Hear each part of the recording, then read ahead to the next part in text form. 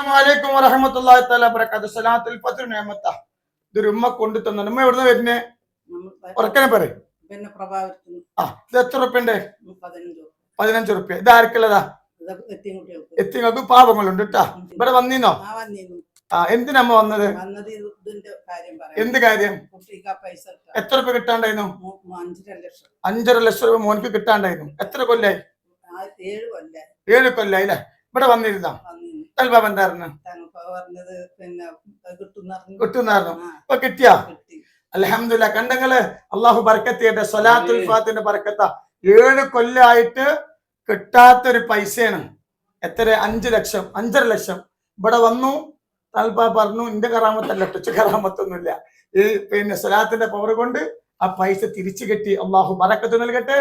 ദുനിയാവുക്കും ആഖിറത്തുക്കും റഹ്മത്തുൽ അള്ളാഹു കൊടുക്കട്ടെ. സ്വലാത്തിന്റെ പവർ.